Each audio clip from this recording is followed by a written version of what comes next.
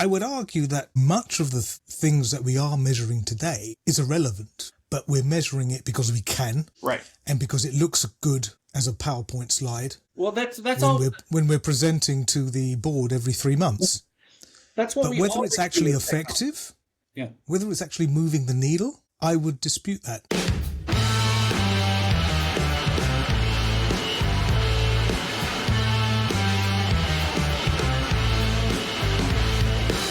What's up, everyone? It's Eric Vessels with Taktiful. Welcome back to another episode of Taktiful Tuesdays. We are on episode 12, and no, we're not going to talk about eggs, but we are on a dozen episodes of Taktiful Tuesdays. I've got my good friend Gee Ranasinha with me, who is our guest. Gee's the CEO and founder of Kexino, a marketing agency that specializes in helping startups and small businesses grow through strategic brand positioning, content marketing, digital transformation. Really a pro. I've known him for a really long time. A lot of you in the industry will know him. He's got a career spanning over 35 years, which means, like me, he's old now. Thank you. So Gee has witnessed you witnessed the evolution of marketing from traditional media to the digital landscape. Based in Strasbourg, France, where I've been and visited, which is a lovely city. He's a frequent speaker, writer, and consultant. You may have seen him recently at the Inkish Non-event, where he was a speaker there. Wonderful session. Recommend looking that up. Really, really good stuff. But yeah, I've known him for a long time for his candid insights on branding, storytelling, and marketing strategy. One of the smartest people I know. One of the funniest people I know. Gee, welcome to the podcast. For having me, Eric. Delighted to be invited, as I say. How's that for an introduction? It's nearly as long as Frank Romano. Frank Romano pretty darn good. Frank Romano. I didn't like the 35-year reference, to be honest. It means we started when we were 5 years old. You could have gone without that. Could have gone without that. Yeah. You know, whatever. Like so many of my really good friends, we met in a bar. I find that's just... This is true. Yes, it was a hotel bar. Yes, this is the way it happened. We won't go Rosemont, Illinois. Yeah.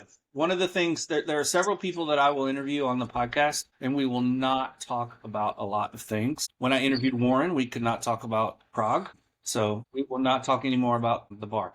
Ask us sometime. It's a good story. So let's get into it. I want to talk a little bit about the evolution of marketing. You've been in marketing since the days of dial-up and internet and AOL CDs, I think. How have you seen marketing strategies evolve? And more importantly, what core principles remain unchanged? There's got to be some core things that are just timeless, but then there's got to be some things that are evolving and changing as technology changes, as the marketplace changes. Love to hear what you think. Well, I think you hit a very rich theme of conversation here. That's what we're going for. In my mind, well, yeah. Rich themes are always good, especially if you're a needlepoint worker. I think if we go back in the day, really from sort of when good advertising and marketing took off, which was around the time of Bernbach, I would say, sort of Mad Men, post-Mad Men area, really. So what era of time is this that you're talking about? 50s, early 60s. Yeah, that's what I was thinking. Really? 50s, early 60s, kind of a golden area. Yeah, Bill Bernbach, who later formed an agency, Doyle Dane Bernbach, which became DDB, and lots of versions of that over time. The marketers of the day, they were more concerned with they were as concerned with working out how the human mind works so that they could create ads and messaging that resonated. And if you're particularly nostalgic for a particular date and time in advertising history, trying to not to be romantic about it, certainly there is another rich theme of very evocative and memorable advertising that came out of the 60s, 70s, even early 90s, I'd argue, which were high quality, highly effective, highly memorable, all of the boxes that need to be checked for effective messaging. Then something happened. Digital happened. The internet happened. Marketing technology happened. We started getting into the ability to capture data and target very precisely customers with our messages using bits and pieces of technology, which is all great and wonderful and fantastic. But along the way, we lost something. And what we lost was the memorability, the ability to recall these extremely honed and targeted messages. Yeah. And the reason why is because we spent all our time and attention and money on this technology stuff, and we forgot about the creative execution component. Yeah, so the kind stuff of that actually makes it work. The internet seemed to kind of usher in this age of metrics, right? Like this, we can really find target and we can know the clicks and we can know the views or whatever, where before it was more about creativity and messaging. And instead, because I couldn't, I couldn't be found pre-internet. Really, I couldn't really be that. Much of that data just was hidden from us. We couldn't measure to that level. I would argue that much of the things that we are measuring today is irrelevant, but we're measuring it because we can, right? And because it looks good as a PowerPoint slide. Well, that's all. When we're presenting to the board every 3 months. That's what. But whether it's actually effective. Yeah. Whether it's actually moving the needle, I would dispute that. And when I say moving the needle, I mean in compared to the amount of money we're spending versus spending nothing. Because that's the other thing about measurement. We're often not comparing it to the status quo, which seems a little bit bizarre because, I mean, the last stat I read, it was something like 49% of B2B sales fail with the reason that the prospect didn't see the value in any of the providers and ended up buying nothing. They were so confused. Information overload. There wasn't an obvious choice which was head and shoulders above the rest of them. But rather than make a bad decision, they walked away and made no decision. Yeah, I was just going to say that's what we always tend to do with technology is we overuse it. Or we use it for the wrong things. Yeah. Right? Just because you can doesn't mean you should, right? Absolutely. I mean, look at AI, for example. AI is great at some things, sucks at others. And we're trying to fit it into things that it doesn't necessarily lend itself to. Yeah. To criticize, while we should be using it for things that it is very good at doing, yep. And then laud it and applaud it and encourage it. But, AI is a different thing. We're talking about marketing and that sort of thing. So I think we've come full circle now, where we're spending a ton of money on all of these marketing platforms, and we've got all the measurements and all of the metrics in there, and yet still the effectiveness of our marketing is falling off a cliff. Not only that, customers, end users, civilians is a term I use, right? People outside our industry have never been more pissed off with us as marketers, as advertisers. So the perceived quality is dropping. So if we've got all of this technology and this MarTech and this AI and all the rest of it, which we've had for years, right? Customer audience profiling has been around for at least 15 years, maybe longer. Okay, so if we've got all of this stuff, why is the effectiveness falling? Because we've exorcised the creative execution out of the equation. So what would you say is the core thing that hasn't changed? Is that the behavioral economics? I know you're highly invested in knowing about that and teaching about the behavioral side and the persuasion side and the psychology of it. Is that something that hasn't changed, and it's just the technology around that concept that's changed?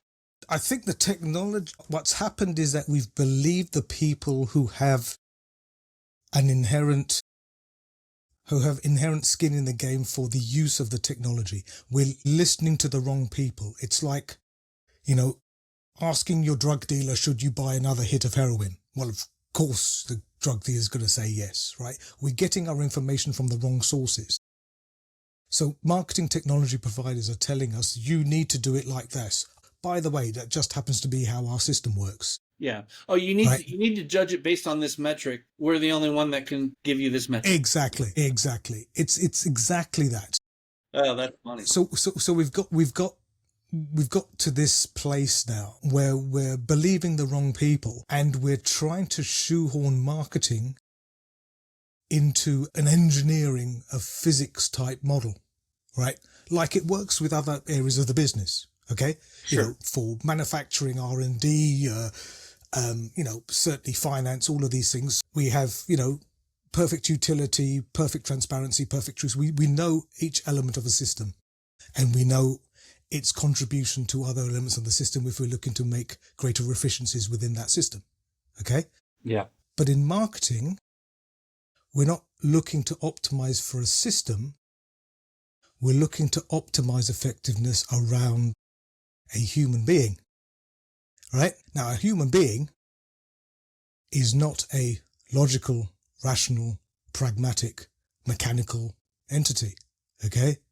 And the way that we make buying decisions and the contextual influences that form those buying decisions are hard to measure, and they change depending on the context. So these are all scary things if you've been brought up in an engineering or a finance economic type of background. Yeah, because you're going to run into situations where you have to sit back and go, that makes no sense. Exactly. That behavior makes no sense. Why are they doing that? Why are they responding to this email subject line in this way, but not clicking at all on this one? Like, I have the data, but it occurs to me that like the data is all well and good. And in the printing industry, we are known to just take technology and use it for the sake of technology. I'll use QR codes as an example. We didn't know how the hell to use QR codes. Luckily, or I shouldn't say luckily, but an outgrowth of the COVID era was we kind of figured out the best possible way to use them, right? Because the QR codes got us through COVID in a big way. We had to learn very quickly. Yeah. And so now I see the application of those much more in line with what makes sense, and not just slapping a QR code on everything, including a road sign, which, to be fair, might be one of the most dangerous things I've ever seen, is a gigantic road sign with a QR code. It's like, please don't scan that. I'm driving here. So, or in a metro station where you've got no signal, those sorts of things. Exactly. Yeah. Map your way home with no signal. But have at it. So I do want to cover one thing that we recently did together. As everyone knows, Taktiful Software Solutions has a division now called Tactical that I'm running. We run a lot of different trainings and educations, one of which is a 8-week digital embellishment boot camp where we try to take people from start all the way to finish in terms of learning about it, how to market it, how to sell it, how to produce it. And you were one of my subject matter experts on the tactical bench. Recently did a session in a boot camp that talked about balancing sales and branding. You talked about balancing sales activation with brand building and how the two are related. I wondered if you could share some practical tips for the folks, because I think it's a super interesting discussion, how to balance those two and the importance of the relationship between the two. And I think a lot of people separate them. Don't necessarily relate sales activity with branding activity and how they affect one another. Talk about that a little bit. Absolutely. Now, firstly, I should say that this isn't my unique thoughts on the subject. This is what marketing geeks tend to sort of talk about and have been talking about for about at least the last 5 years, probably longer than that. On your private listservs, you guys talk about this. On all of that. So no, we use tin cans and string, actually, because we don't like digital, right? So we go old school.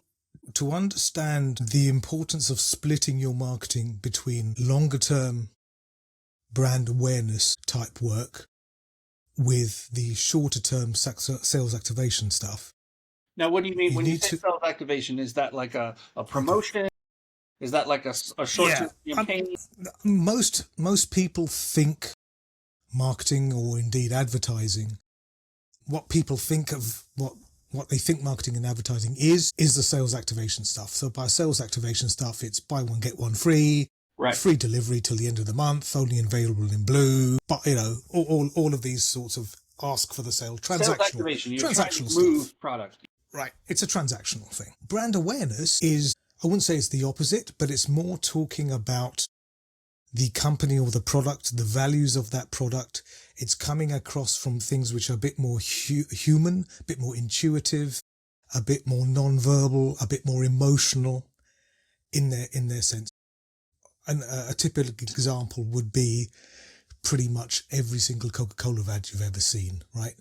You'd never see a Coca-Cola say, 12 packs of Coke for the price of 10 or something, okay? Right. It's always, holidays are coming or whatever other things it's around. And the reason why they do these is to form memory structures in your brain so that when you are in the market for buying whatever it is the vendor is selling, they are one of the people that you think of within that consideration set. And the reason why you need to do that comes down to a thing called the 95-5 rule, which again is not mine. It's come up by a guy by the name of Professor John Dawes from the Ehrenberg Bass Institute of Adelaide in Australia, which is the world's foremost marketing research marketing university in the world. And it was a study that was commissioned by LinkedIn. And he looked at a gazillion data points and came up with a basic rule of thumb. It's not, set in stone. There's variability depending on product and audience and environment and context and goodness knows whatever else. What the findings show that when you send out a piece of messaging to your total addressable market, your TAM, okay, 95% of the people who see your messaging are not in the position to purchase whatever it is you're selling at that very second they see your messaging. Now, they may be in the future, maybe tomorrow, maybe next week, maybe in 6 months' time, depending on what you're selling, right? But not right at the moment. Because of that, calculating ROI is a bit tricky. That feels like a pretty dire statement in terms of, like... Well, no, but I mean, you look at it. I mean, if... 95% of the people. If you're a printer who's just bought a printing press of a certain size, a certain number of units or a certain color gamut, certain productivity, certain paperweight specs, certain inline or offline embellishment capabilities, keeping it on brand, for example, all of that sort of stuff. If you've just bought a press, and you see an ad for a press, you're probably not going to buy another press. Now, you might not buy it today, right? You may buy it in a year, 3 year, 5 years time. Sure, right? Sure. But what will happen over time, because brand awareness stuff is in the background, it's like just above the threshold of noise, right? It's forming those mental structures in the brain so that when you are in the market for a new press, you think about the Okie Kokie 2000, right? As one of the possible presses that you could purchase. And that's what drives... You could think of it as it's like SEO for the brain, okay? It's forming those connections. And that's what drives sales cycles, right? That's why Absolutely. That's why sales cycles are variable, right? Because you've got to do that. I view like branding, what you're sort of talking about is like, to me, sales activation is the transaction, but the branding work is like how it makes me feel, right? But what you're... All of it feel.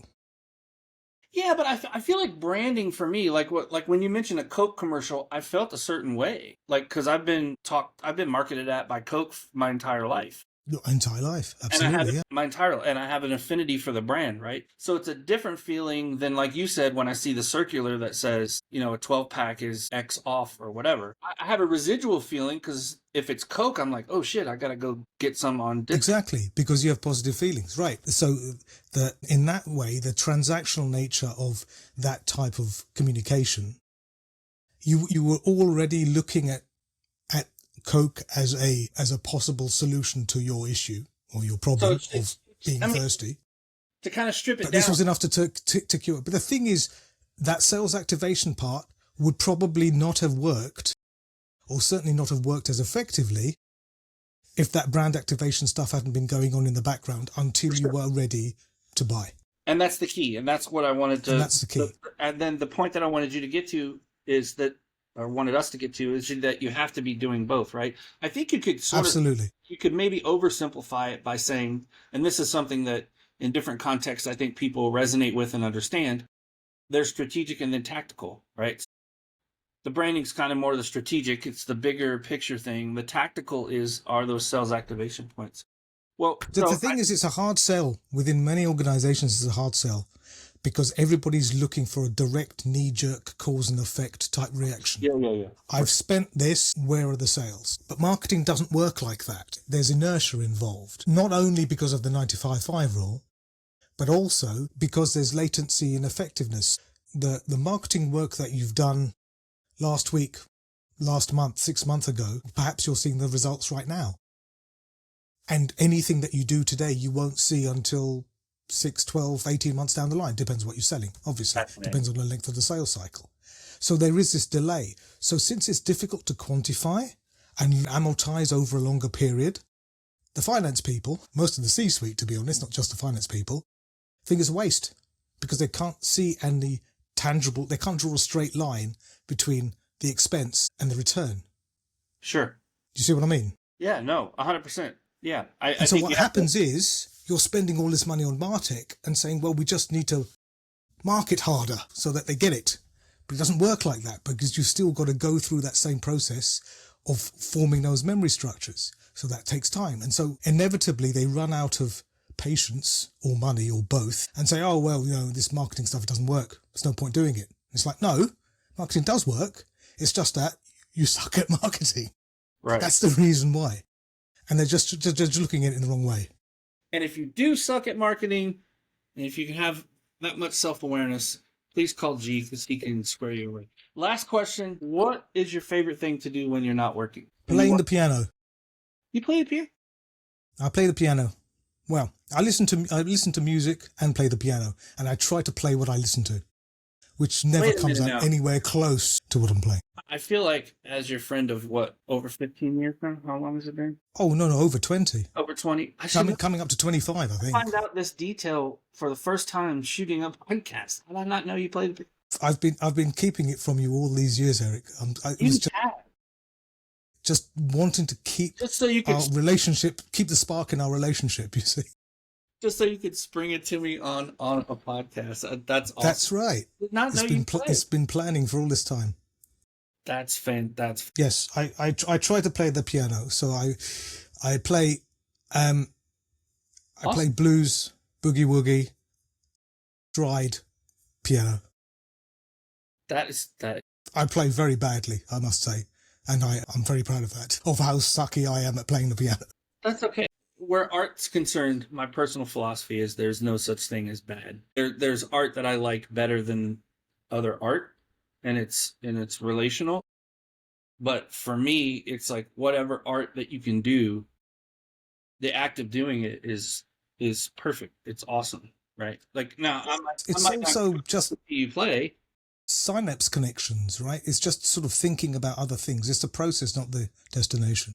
Yeah, absolutely. I mean, the most fun that I've ever had is playing music, like performing. Specifically on a stage is super fun, and I don't do it nearly enough anymore. I did not know. I'm sort of shocked that I did not know that about you. That's okay though. I'm sure I'll find out some other stuff. Gee, it's been really great having you. Appreciate you joining the podcast. Lots of insights, and I know you could talk about all of these subjects longer and longer. You can find Gee on LinkedIn, very active. I highly recommend following just for the small bite-sized clips that he puts out because they are thought provokers. They might be like a 2-minute long thing, but you'll be thinking about it. A lot of times I'll watch it and I'll be thinking about it the rest of the day, or it'll spark some kind of thing. So follow G. That's great. That's the aim. That's the goal. Yeah, no, really works really well. And he's got this amazing voice with this studio that's way better than mine. I've got to up my game when I move here. Making progress though. You can see the empty shelves. Yeah. Good My for man. you. Appreciate you, brother. Take care. See you.